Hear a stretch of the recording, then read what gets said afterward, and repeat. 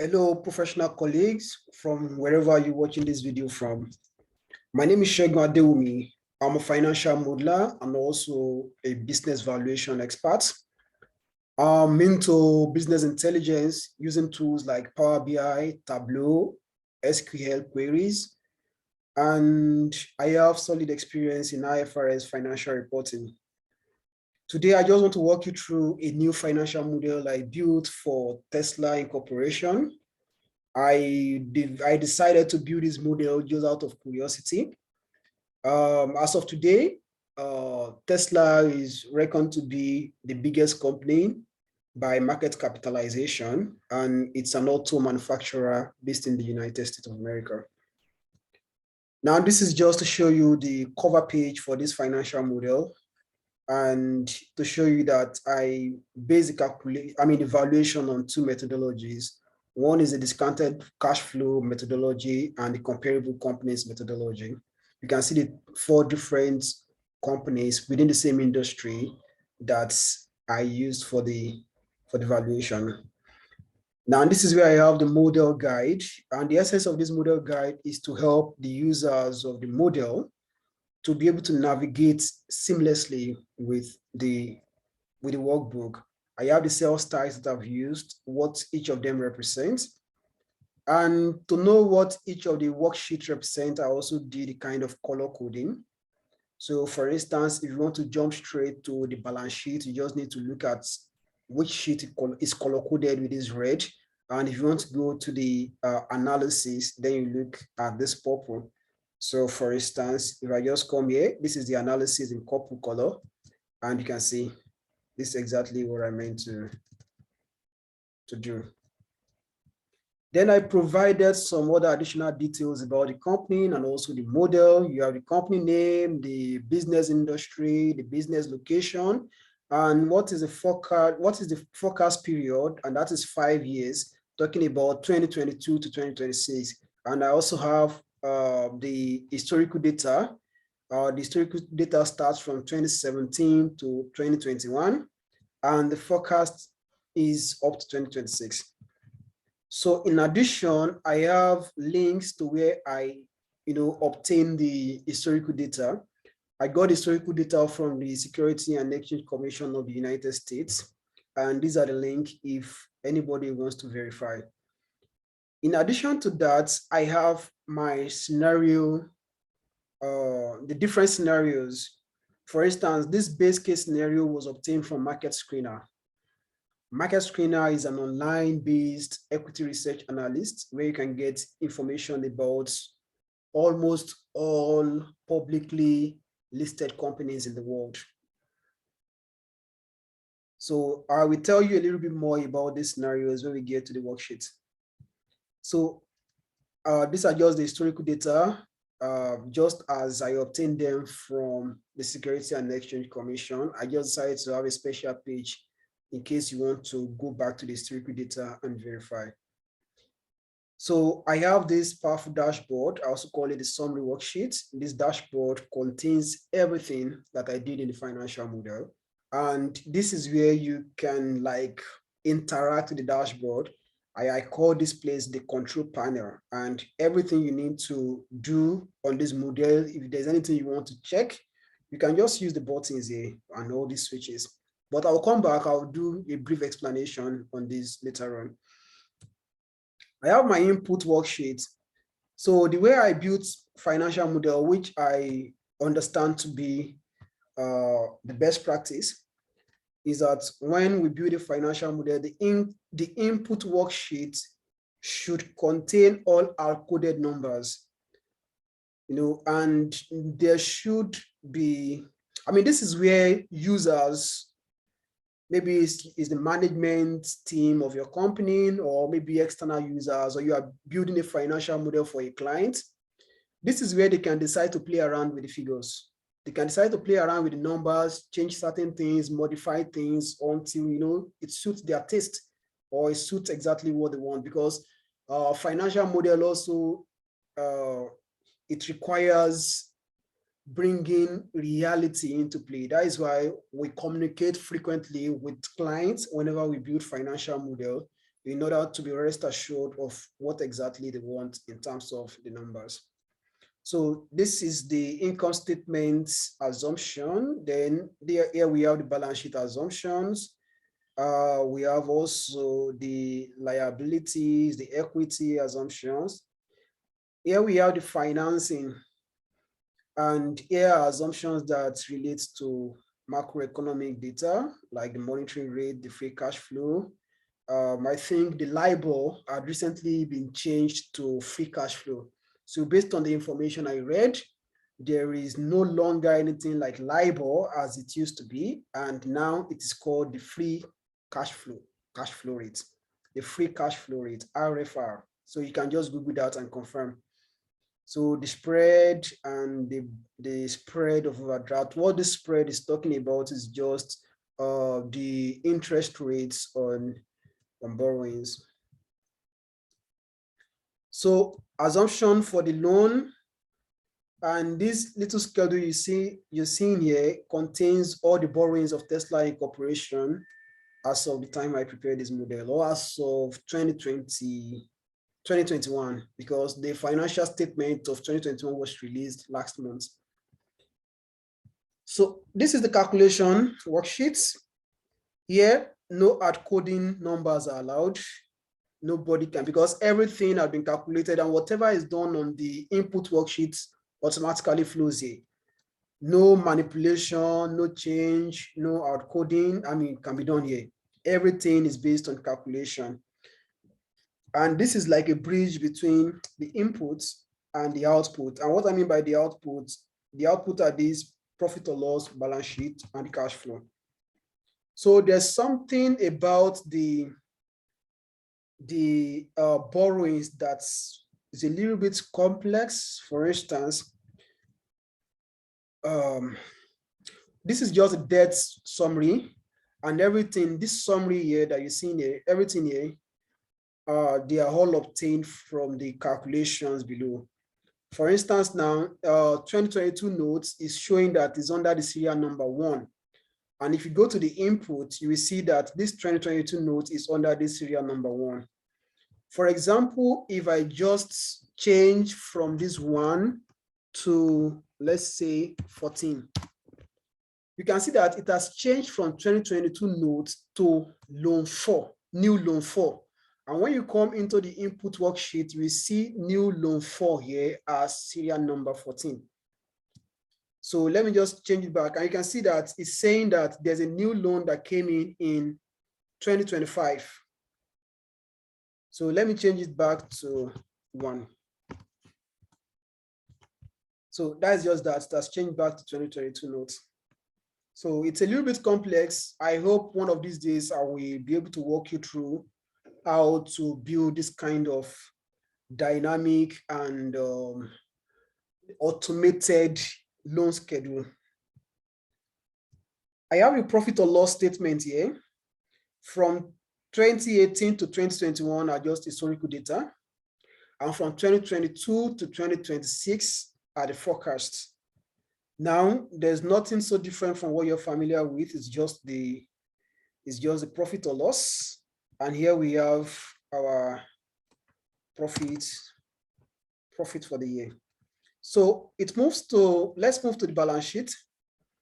There's a way we do our balance check with some formulas to know whether the balance sheet actually balanced. And this is just the balance sheet. There's nothing different. And the cash flow statement. This is the cash flow statement. And you should know that the balance, the cash balance at the end of the year is what will flow into the balance sheet cash line item to eventually balance the balance sheet. So here I have the scenario analysis that I talked about initially. I'm supposed to build the sensitivity analysis, but I have not done that. So I have 3 kinds of scenario: the base case scenario, the conservative scenario, the best case, and the worst case. And I told you earlier that this base case scenario that you are seeing here is just simply based on what I got from Market Screener, that online equity research analyst platform. And the data I got from Market Screener is just from 2022 to 2024.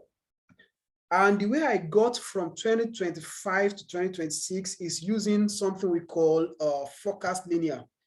It's an Excel function to be able to forecast into the future. So this is how I got the 2025 to 2026 assumption, and these were derived from what I got from the market screener. So the way this works is that it involves a little bit of Excel knowledge. I think I used the maybe choose or something. The Excel formula is choose. For instance, if I want to check the conservative, look at this base case scenario very well. Let's ignore 2019 for now and look at 2020. You will see that the year 2020, the assumption is 27.9 and 2022 is 52.0%. So let me show you how the conservative case looks like. You can see that the conservative has changed to 28.9%. and that of 2022 has changed to 53%. Let's go to the best case scenario. Let's just focus only on this 2022 for now. Let's go to the best case scenario. It has changed to 54%. And that is how everything is changing. I'm only focusing on 2022 for clarity. So let's check the worst case scenario. The worst case scenario is just 51%. So I'll go back to the base case scenario, which is 52. So the way I did the scenario is just that I add 1% to the base case. For the conservative case, 1% additional.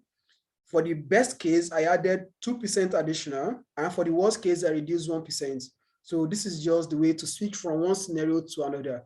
And the essence of scenario analysis is for business decision. It's just to look at things over different scenario, like what if it is not the base case that we expected? What if it's a little bit, what if we have a better performance? What if we have a worse performance? It's just looking at different state of nature in arising at our decision and at our planning for the future. So this is very, very common in management accounting.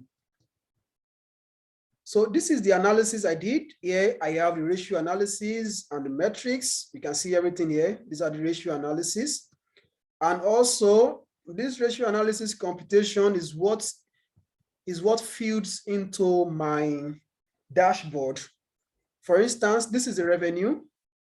And what you will see in the dashboard as of now is the revenue.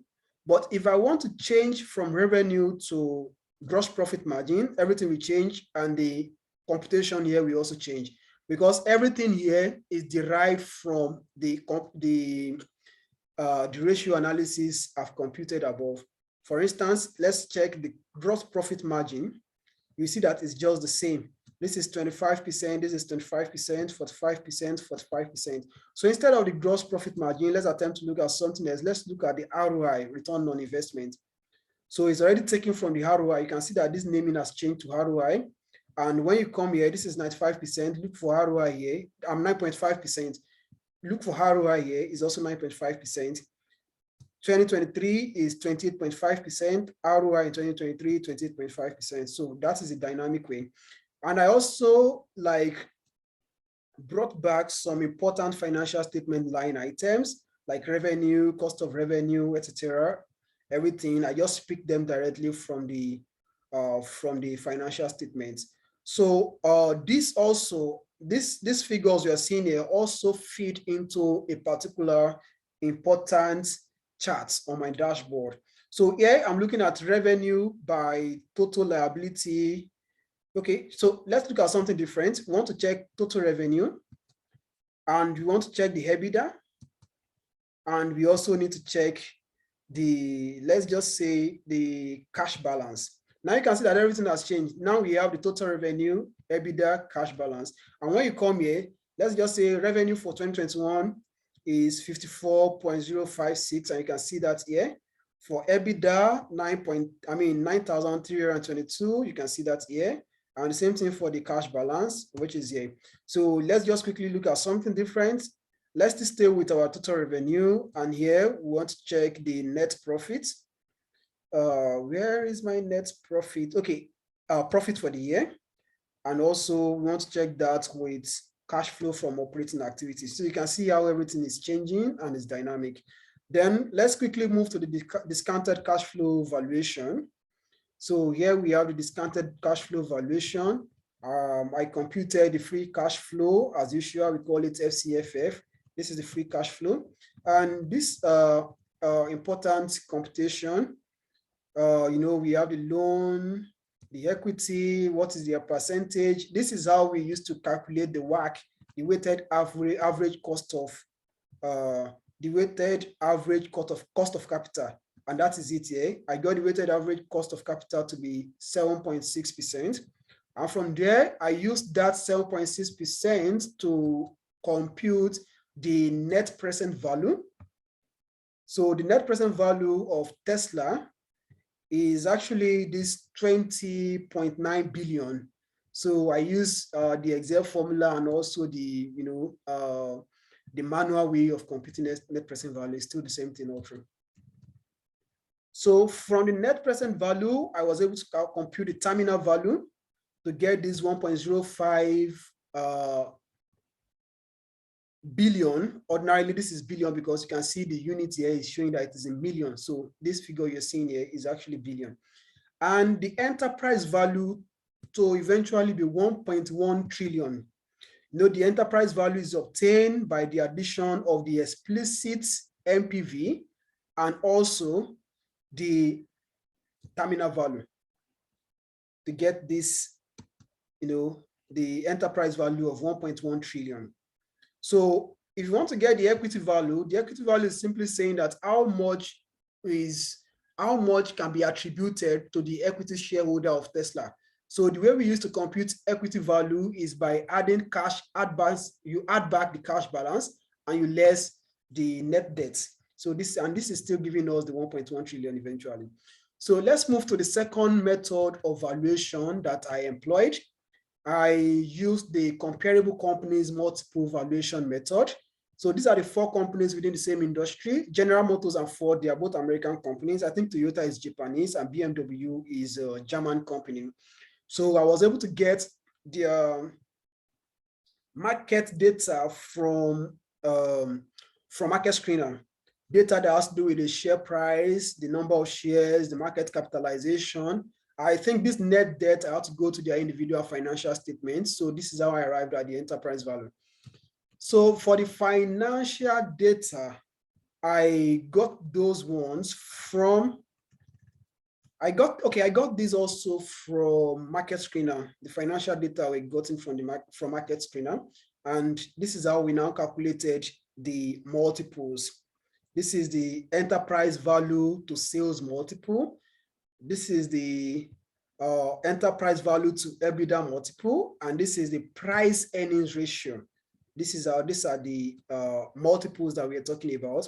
So I just did here the average multiple, and this is the mean multiple for everything we have here. So now these are the multiple, and this is the Tesla value using the EV multiple method. This is, EV to sales multiple method. This is Tesla value using EV to EBITDA method. This is Tesla value using the price earning method. And this is where we have it. We have the enterprise value of it, $9 billion. For the EV to EBITDA is $207 billion. And for the price earnings method is $105.9 billion. And I also did the average of all these to get to Tesla's value in terms of comparable multiples to be $122 billion. So here I just did a little bit, this data here, I got them from the statement of from the profit or loss statement. This is where I got this data, and I used this data for my DAX calculation in Power Pivot. So this data was sent to Power Query, and from Power Query I sent it to Power Pivot, and I did some bit of DAX calculation before I brought it back into my dashboard. So that is just that. And this is the dashboard. This is how the dashboard look like. Let me check different scenario first and foremost. So I'm currently on the base case scenario. I want to look at what the best case scenario looks like. You can see that this multiple is now 123 billion. And the WACC is 7.6. And let's just check the EV to sale is 1.1. Let's see if something will change when we change to worst case scenario. You can see that everything that's changed is now 121 billion. So here you can change from one scenario to the other. Let's check this scenario and how it affects the revenue. So let's check back base case scenario. And here I want to check the revenue growth. So it's saying that revenue growth rate. This is not actually revenue from one year to another year. This is talking about the growth rate. And that is why you see it declining downwards like this. That does not mean that they are not making, growth in revenue year over year. I'm talking about the percentage growth. So that is why it's declining. Normally, the revenue is increasing over the years. So if I want to check the revenue at the best case scenario, you can see that it has improved. So that is just how this dashboard works. Now, let's check some ratio. Now we are looking at revenue. Let's look at, I want you to pay attention to this chart here. Instead of the revenue, let's look at the gross profit margin. The chart has changed. We can also look at the operating profit margin. Look at how it looks like. Operating profit is actually increasing over the year. It came down in 2024 and it will grow again in 2026. So it means that the company's operating expenses, might be increasing year over year.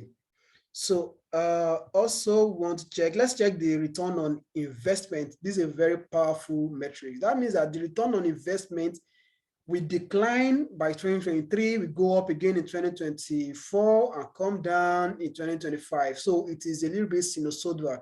I mean the ROI. So if you want to check key, let me change this back to just the revenue. So let's check some key financial statement line items. So here, right now, we are checking revenue by profit for the year and cash flow from operating activities. So let's check revenue by EBITDA. You can see revenue by EBITDA. You look at this chart here. This represents total revenue. The red one, total revenue. White is for the EBITDA, and this ash color, the gray kind of color, is for the cash flow from operating activities. So you can decide to just play around with this.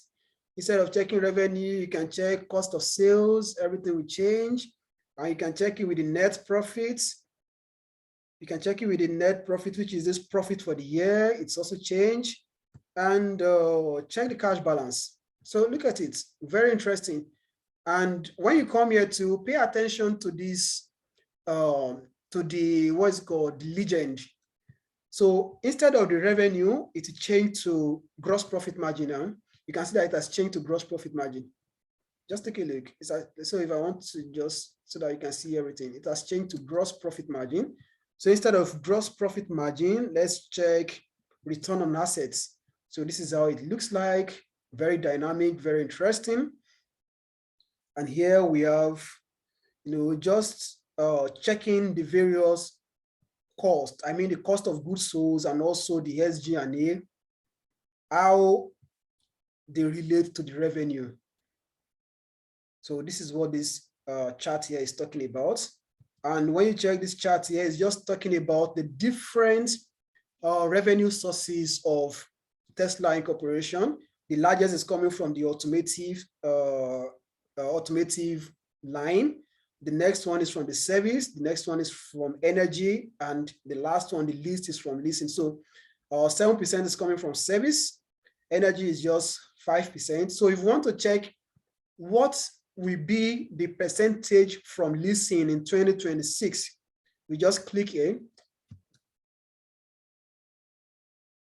So you can see, I think it's still this 24, but let's check for 2029. I mean, 2019 is just 80%. Let's check for 2025 is 84. You can see that it's slicing both this chart and also this waterfall chart here. So that is just it.